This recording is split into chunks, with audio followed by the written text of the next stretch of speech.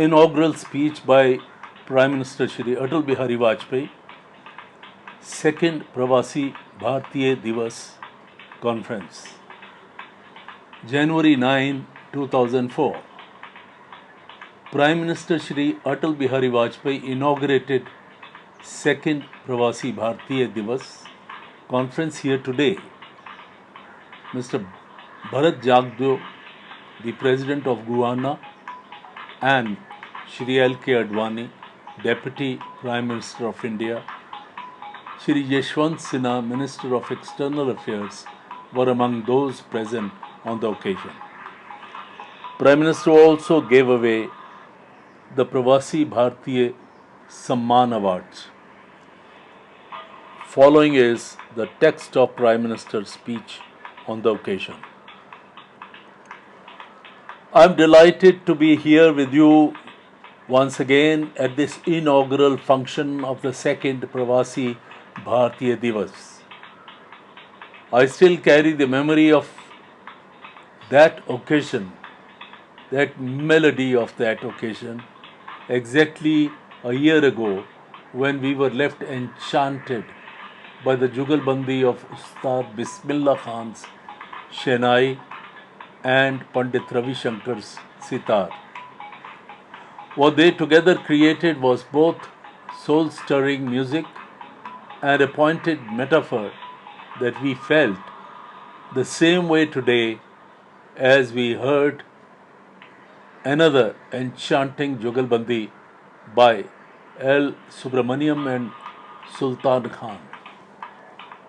It reminded us that Pravasi Bharatiya Divas itself is a celebration of Jugalbandi between the 22 million strong Indian diaspora and your motherland, between Bharatiya Vasis and Bharat Vanshis. Together we constitute the global Indian family. Together we are announcing the arrival of the world stage of a shining India, an India that has resolved to regain the past glory and indeed surpass it, an India that will both be economic powerhouse and a major contributor to humanity's all-sided evolution to a higher level. I extend a warm welcome to President Bharat Jagdeo of Guyana. He is an outstanding example of the new generation of Bharatvanshis. I thank him for having so readily agreed to be our chief guest at this second Pravasi Bharatiya Divas. I heartily congratulate all those who have been honored with this year's Pravasi Bharatiya Samman Award. This year, we have conferred the award posthumously on Kalpana Chawla. She epitomized the values that are so laudable in overseas Indians. A daughter of India, she became an exemplary citizen of US and went to become a citizen of the universe. Her journey from Karnal to the cosmos will continue to inspire young Indians, indeed young people all over the world. I am especially thankful that her husband is among us to receive the award. In honoring the 12 individuals with the Pravasi Bharatiya Divas Samman, we do honor the entire Indian diaspora. Your varied successes and accomplishments fill every Indian with joy and pride. For example, who would have thought that the average income of an Indian American would be 50% higher than the national average in USA? Especially since most of the Indian immigrants who went there in 60s and 70s had less than $10 in their pocket. Also, Who would have thought that nearly half of the 55,000 crore remittance from NRIs so far would come from our nearly 25 lakh emigrants, brothers and sisters from one single Indian state, Kerala. Today, almost the entire services sector in Gulf, which is one of the richest region, is handled by Indian technicians, nurses, and scores of other professionals. India's achievement in information technology have attracted the attention of the entire world, and this includes achievement of the people in the US and other countries of the world. And these include the achievement of both Indians and Indians overseas. Not a week passes without some news item of some comment in the Western country about India having emerged as the preferred place for IT enabled services. Sometimes this is also projected as the loss of jobs in India, jobs to India.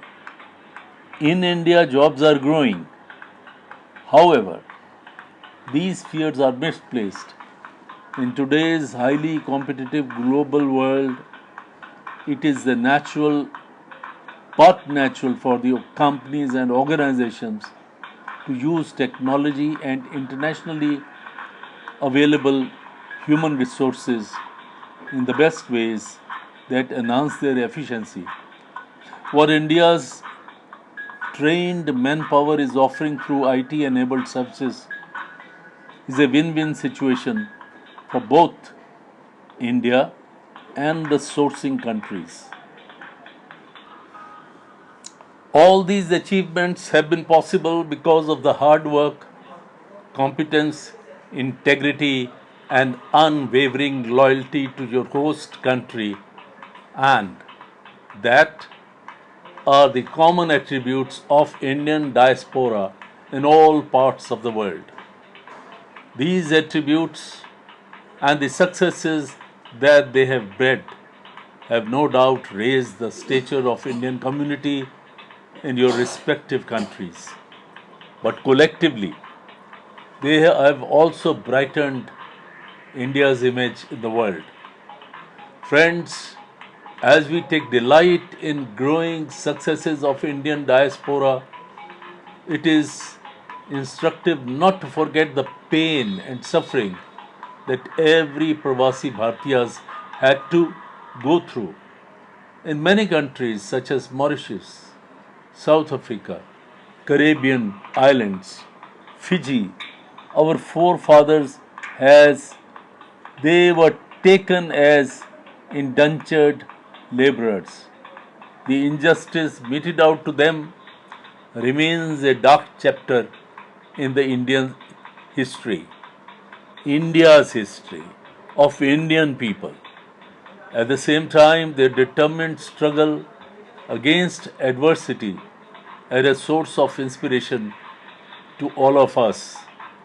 If our forefathers were the victims of want and exploitation, our children and grandchildren will be the trailblazers of prosperity and a new era in human development marked by justice and universal. Friends, we have assembled here after the passage of 1 year. During this period, India's development has gained further momentum. In 2003, we were already one of the fastest growing economies in the world. In 2004, we have got closer to our target of 8% GDP growth rate. Last month, our foreign reserves crossed 100 billion mark. We are prepaying our internal loans from an aid-seeking economy, aid-seeking country. India is now emerging as an aid-giving country. There was a time not long ago when many people in India bemoaned the phenomena of brain drain. Today, a large number of highly qualified and successful Indian professionals are returning to India because they see India as an opportunity, land of opportunity, where they can have achievement. Foreign companies and businesses are now looking India as an important emerging market and are keen to invest here. At the same time, there has been a reverse phenomenon.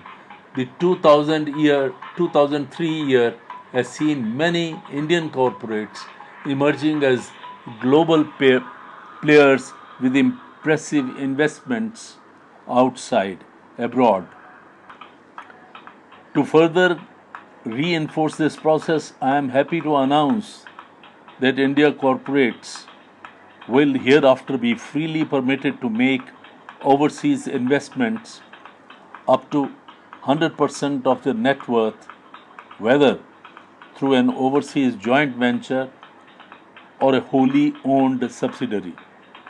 The current restrictions include a ceiling of $100 million are hereby being lifted.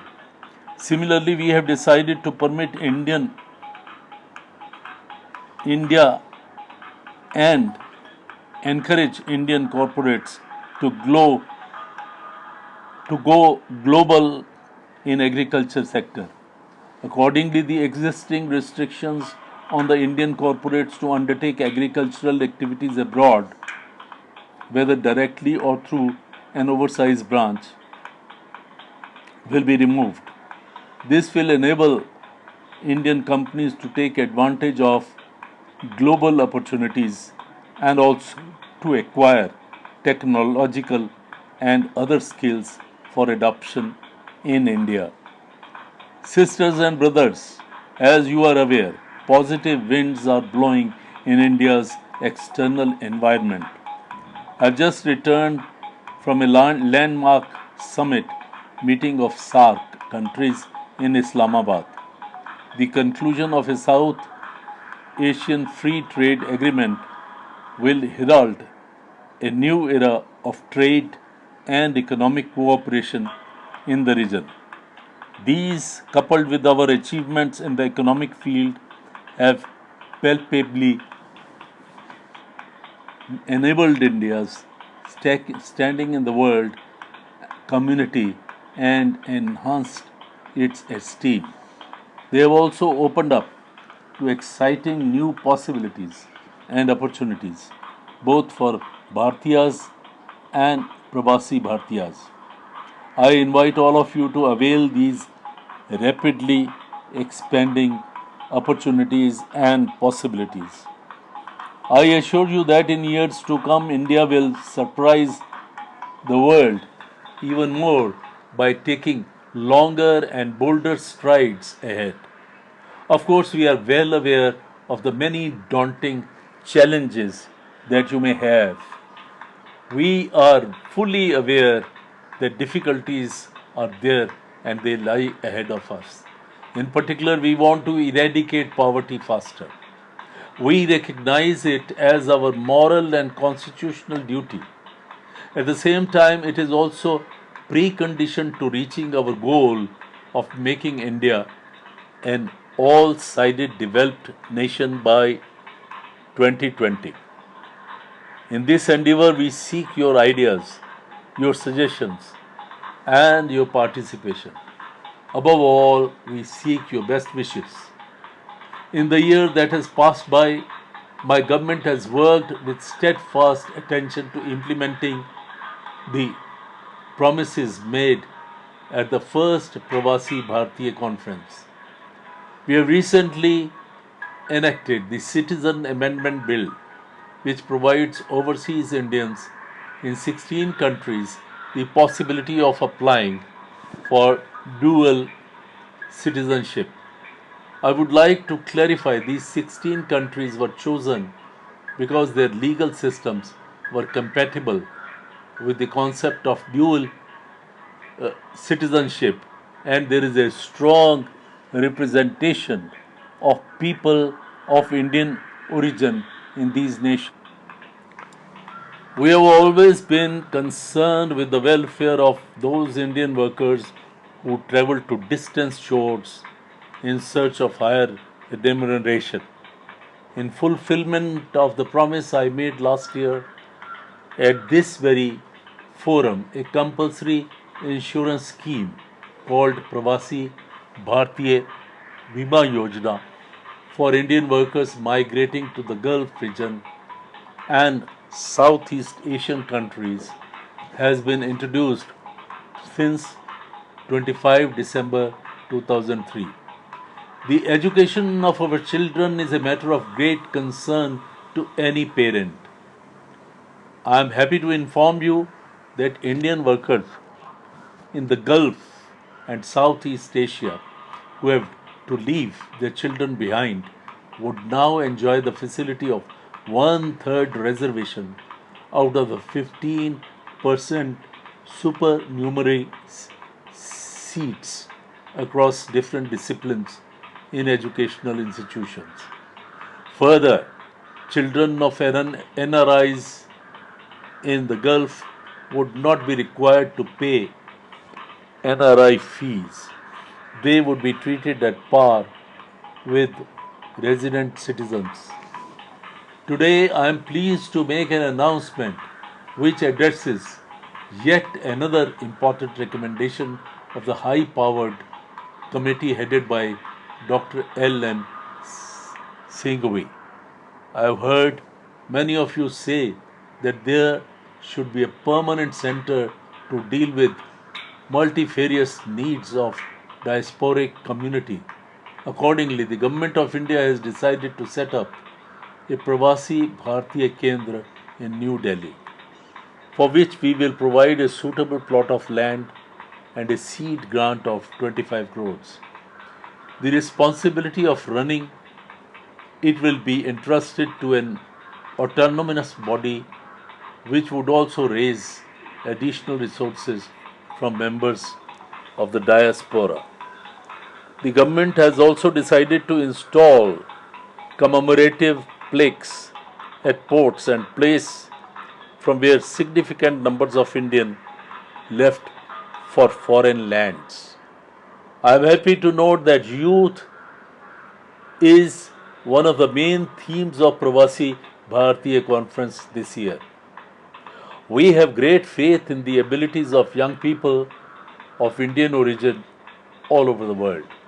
At the same time, we feel as strongly as all of you that it is essential that they be exposed to the land of their forefathers in order for them to see, understand, and comprehend their Indianness. We have therefore decided that each year a group of 50 second or third generation Indian youth from different countries will be invited to visit India for 2 weeks. They would participate in the Pravasi Bharatiya Divas function and also visit 2-3 other states in India. My dear friends, you have come to Delhi when the winter has been particularly cold. But as far as India's performance and prospects are concerned, you can see that it is springtime everywhere. The whole world is looking at India with admiration and hope. As the largest democracy rapidly achieving all round development, as the cradle of civilization becoming a laboratory of unity in the diversity to a shrinking world. Whenever I have interacted with members of diaspora during my travels abroad, I have heard them say that they never was a better time than to be Indian and never a better time to be in India. You are our ambassadors in the countries you have chosen to make home.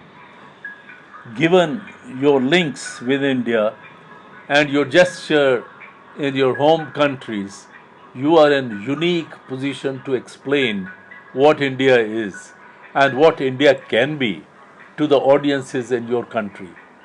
I therefore urge each one of you to take on this role as an earnest ambassador. With these words, I open the second Pravasi Bharatiya Divas conference and wish it every success. Thank you.